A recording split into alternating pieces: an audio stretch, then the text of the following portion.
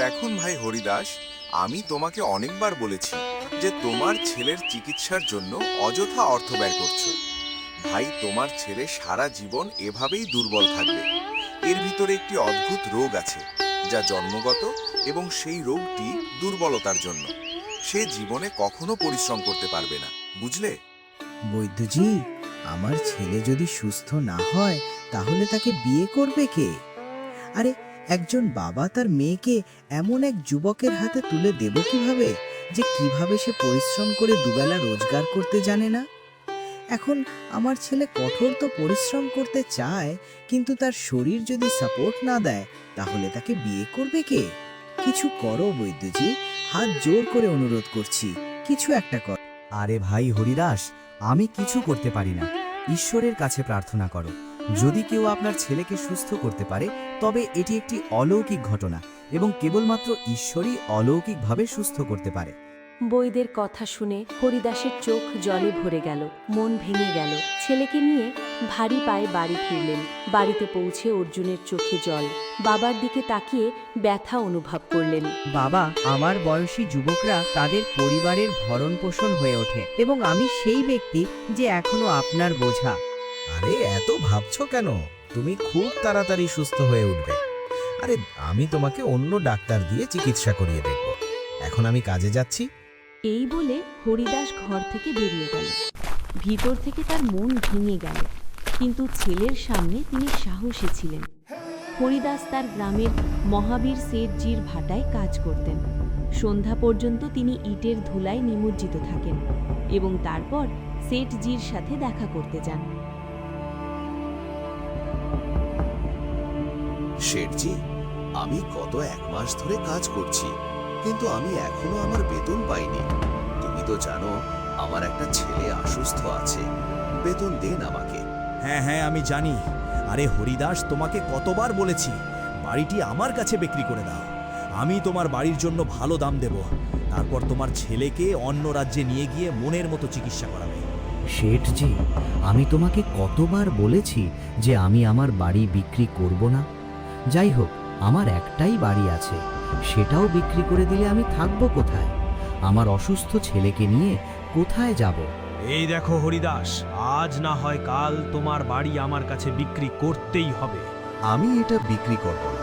বিক্রি করবে না? তাহলে আমার এখান থেকে সরে যাও। এই মুহূর্তে আমি তোমার বেতনও দেব না। 1 মাস পর দেব। এখান থেকে চলে যাও। আরে, এ তো অন্যায়। সব শ্রমিকদের 1 মাসের বেতন দিয়েছেন, তাহলে আমাকে নয় কেন? আমার ঘরেও চুলা জ্বালাতে হবে? শেঠজির চোখে ঘৃণা ফুটে উঠল। হরিদাসকে বাজেভাবে মারধর করে। এখন বেতন দেব না। তোমার ইচ্ছা হলে কাজ করো, নইলে অন্য কোনো ভাটায় যাও। হরিদাস কাঁদতে কাঁদতে সেখান থেকে চলে গেল। তার শরীর থেকে রক্ত ঝরছিল, কিন্তু তার চোখে শুধু ছেলের জন্য উদ্বেগ। বাড়িতে পৌঁছতেই হরিদাস ভেঙে পড়েন। তার শরীর থেকে রক্ত ঝরছিল। হরিদাস পুরো ঘটনা খুলে বলল ছেলেকে। রাগ আর লজ্জা দুটোই অর্জুনের মনের মধ্যে গেঁথে গেল। বাবা, আমার বয়সী যুবকরা তাদের পরিবারের ভরণ পোষণ হয়ে ওঠে, এবং আমি সেই ব্যক্তি যে এখনো আপনার বোঝা। কাঁদতে কাঁদতে অর্জুন তার বাবার ক্ষত ব্যান্ডেজ করে। সারা রাত ঘুমায়নি। সকালে অর্জুন চুপচাপ বাড়ি থেকে বেরিয়ে যায়। সে বনের এক কোণে পৌঁছে একটি পুরানো গাছ দেখতে পেল। সেখানে বসে বসে হাউমাউ করে কাঁদতে লাগলো। তার চোখ থেকে অশ্রুধারা মাটিতে পড়ে, যেন বেদনার গল্প লিখছে। আরে, কান্নাকাটি করা পুরুষদের ভালো দেখায় না। তুমি কে?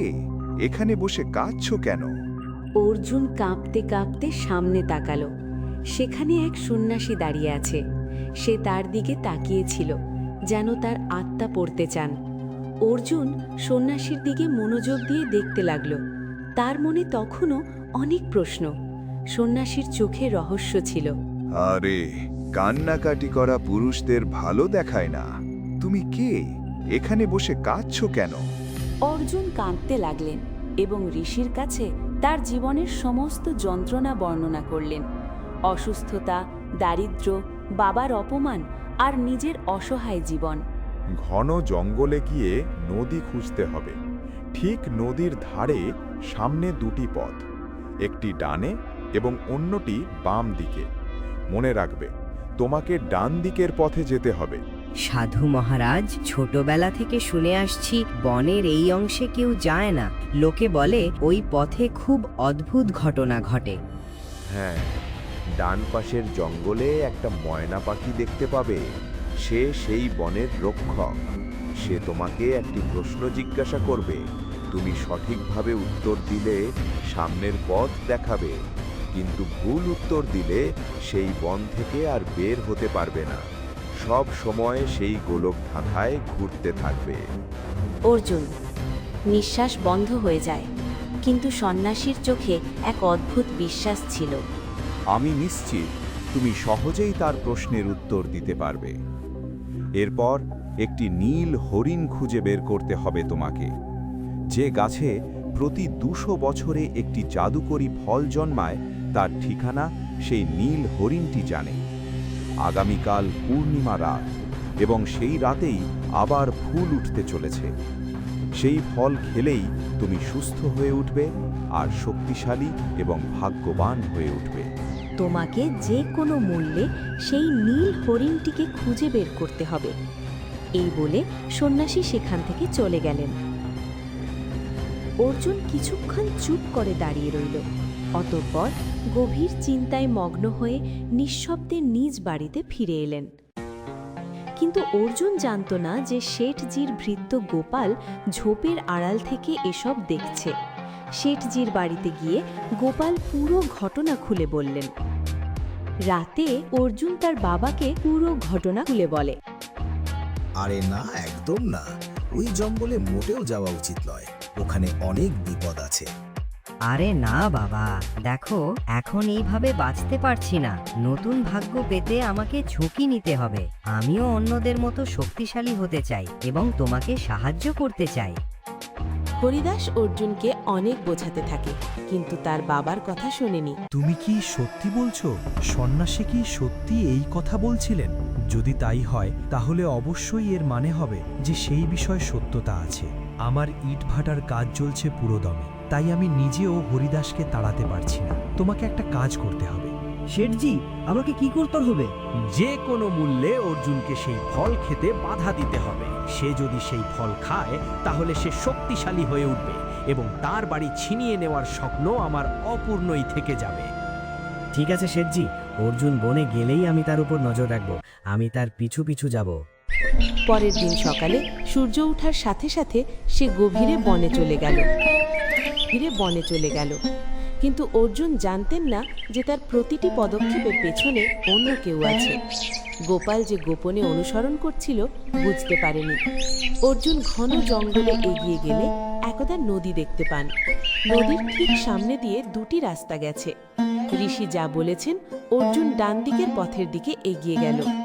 বনের পরিবেশ ক্রমশ ভীতিকর হয়ে উঠল। আশেপাশের শব্দগুলো দেখে মনে হচ্ছিল অজানা শব্দগুলো ডাকছে, আর কিছু অদ্ভুত ছায়া গাছের মাঝে ঘুরছে। ভয় সত্ত্বেও অর্জুন এগোতে থাকে। কিছুক্ষণ পর হঠাৎ রঙিন চাকচিক্য নিয়ে হাজির হলো একটি ময়না পাখি। অর্জুন কয়েক মুহূর্ত থমকে দাঁড়ালো। তুমি কে? আমার নাম অর্জুন। তুমি কি জানো না এই বনে কোনো মানুষ আসে না? আর তুমি এই বনে কি উদ্দেশ্যে এসেছো? তুমি শুধুমাত্র সামনের পথ নির্ধারণের জন্য সাহায্য করতে পারবে। হ্যাঁ, পারবো। তার আগে আমার একটা ধাঁধার উত্তর দিতে হবে। ভুল উত্তর দিলে মনে রেখো, এই বন থেকে কখনো ফিরে যেতে পারবে না। সব সময় বনের গোলক ধাঁধায় ঘুরে বেড়াবে সারা জীবন। ঠিক আছে, বলুন। ময়না পাখি অর্জুনকে একটা কঠিন ধাঁধা জিজ্ঞেস করলো। অর্জুন খুব দুঃখতার সাথে এবং যুক্তিযুক্তভাবে এর উত্তর দিয়েছেন। ময়না পাখি খুশি হয়ে গেল। আজ অবধি এই ধাঁধার সমাধান কেউ দিতে পারেনি, তুমি দিলে প্রথম। অর্জুন চুপচাপ সেখান থেকে এগিয়ে গেল। কিছুক্ষণ পর গোপাল সেখানে আসে। ময়না পাখি আবার হাজির হয়ে বলল, কে তুমি? আমি গোপাল। যে ব্যক্তি আপনার ধাঁধার উত্তর দিয়েছে সে আমার বন্ধু। আমি তাকে অনুসরণ করছিলাম, একটু পেছনে রেখে গেছি। ঠিক আছে, এর মানে তুমি তার বন্ধু। যাও, তুমিও বনে যেতে পারো।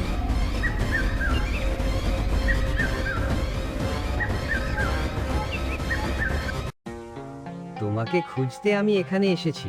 হ্যাঁ হ্যাঁ, আমি সেই নীল হরিণ। তোমাকে খুঁজতে আমি এখানে এসেছি। তুমি আমাকে খুঁজতে বনে এসেছো, কিন্তু কিসের জন্য? আমি একটি গাছের জন্য এখানে এসেছি, যে গাছে জাদুকরি ফল জন্মায়, প্রতি 200 বছর ফল ধরে। সেই ফল খেতে চাই। সেই ফল খাওয়া এত সহজ কাজ নয়। সেই গাছও একটা পরীক্ষা নেবে তোমার। মনের মধ্যে কোনো প্রকার পবিত্রতা না পেলে তোমার প্রচেষ্টা বৃথা যাবে। আমি সেই ফল রক্ষা করি। আমি কিভাবে বিশ্বাস করব যে আপনার হৃদয় পবিত্র? গোপাল দূর থেকে এসব দেখছিল। গোপাল ধনুক বের করে তীর ছেড়ে দিল। তীরটা সোজা গিয়ে বিঁধল নীল হরিণের গায়ে। হরিণটি সাথে সাথে মাটিতে পড়ে গেল।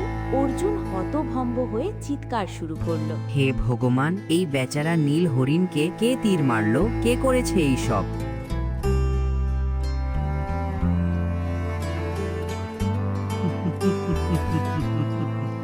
মূর্খ আমি। গোপাল শেঠজি আমাকে বলেছে যাতে ফল খেতে না পারো তুমি। ফল খেয়ে তুমি ক্ষমতাবান হলে আমার শেঠজি তোমার বাড়ি ছিনিয়ে নেওয়ার স্বপ্ন পূরণ হবে না। তাই নীল হরিণকে তীর মেরেছি। এখন আমি চলে যাচ্ছি। আরে, কে বলল চলে যাচ্ছি? আমি আহত হলে কি হবে? আমার ভিতরে এখনো যথেষ্ট শক্তি আছে যে আমি এখনো সাড়া দিতে পারি। হরিণের কান্নাকাটিতে চোখ থেকে এক রঙিন রশ্মি বেরিয়ে এলো। সেই রশ্মি সোজা চলে গেল গোপালের দিকে। গোপাল শরীরে হঠাৎ আগুন ধরে যায়। সে চিৎকার করে কিছুক্ষণের মধ্যেই ছাই হয়ে গেল। গোপালের চেহারা ছাইতে পরিণত হতেই নীল হরিণটি ধীরে ধীরে চোখ বন্ধ করে ফেলল। অর্জুন সাহস নিয়ে বলল, ওঠো ওঠো, চোখ বন্ধ করো না, সাহস হারাও না, তোমার কিছু হতে দেব না আমি। ওঠো ওঠো। অর্জুন চারদিকে তাকাতে লাগলো। দূরে একটা পুকুর দেখতে পেল। অর্জুন পুকুর পাড়ে গেলেন। একটি পাত্রে জল ভরে ফিরে এলো। তিনি হরিণের শরীর থেকে তীরটি বের করলেন এবং এর ক্ষতস্থানে পানি ঢেলে এবং ঝোপ থেকে ভেষজ পুড়িয়ে ক্ষতস্থানে লাগালেন। কিছুক্ষণ পর নীল হরিণটির জ্ঞান ফিরল। অর্জুন দিকে তাকিয়ে বলল, হ্যাঁ, তুমি না থাকলে আমি কখনোই প্রাণ ফিরে পারতাম না। তুমি আমাকে সাহায্য করেছো, তবুও আমি তোমাকে সেই গাছের ঠিকানা বলবো না। দেখো, আমি নিজের জন্য তোমাকে সাহায্য করিনি। আমি সেই জাদুকরি ফল চেয়েছিলাম, কিন্তু আমি মানবতার জন্য আপনাকে সাহায্য করেছি। আপনি যদি বলতে না চান তাহলে ঠিক আছে, হয়তো আমার এই দুর্বলতা আমার ভাগ্যে লেখা আছে। অর্জুন সেখান থেকে চলে যাওয়ার সময় নীল হরিণ বললেন, অপেক্ষা করো, আমি তোমাকে পরীক্ষা করছিলাম। তুমি আমাকে নিঃস্বার্থভাবে সাহায্য করেছো। আসো, তোমাকে সেই গাছের কাছে নিয়ে যাই যেখানে প্রতি 200 বছর পর পর সেই জাদুকরি ফল জন্মায়। নীল হরিণ অর্জুনকে একটা বড় সোনার গাছের কাছে নিয়ে গেল। গাছের ডালে একটা অদ্ভুত ও বড় ফল ঝুলছিল। আদিত্য ফল ছিঁড়ে ফেলার চেষ্টা করলো। এমন সময় গাছ থেকে একটা আওয়াজ এলো, ফল স্পর্শ করার আগে সাবধানে চিন্তা করো। এই ফলের জন্য তোমাকে পরীক্ষা দিতে হবে। যদি তোমার মনে সামান্যতম বিদ্বেষ বা ছলনাও থাকে, তবে এই ফলটি তোমাকে পুড়িয়ে ছাই করে দেবে। অর্জুন গাছটা নাড়াতে নাড়াতেই গাছটা উপড়ে গেল। হ্যাঁ, আমার অসুস্থতা আমার কাছ থেকে চলে গেছে, এবং শুধুমাত্র আপনার কারণে। তোমাকে অনেক ধন্যবাদ। নীল হরিণটি হঠাৎ রঙিন আভায় হয়ে সুদর্শন পুরুষে রূপান্তরিত হয়ে গেল। আরে তুমি কে? আমি এই বনের দেবতা। আমি নীল হরিণের রূপে বাস করি। আমি সবার সামনে আসি না, কিন্তু তুমি স্পেশাল, তাই তোর সামনে আসতে হলো।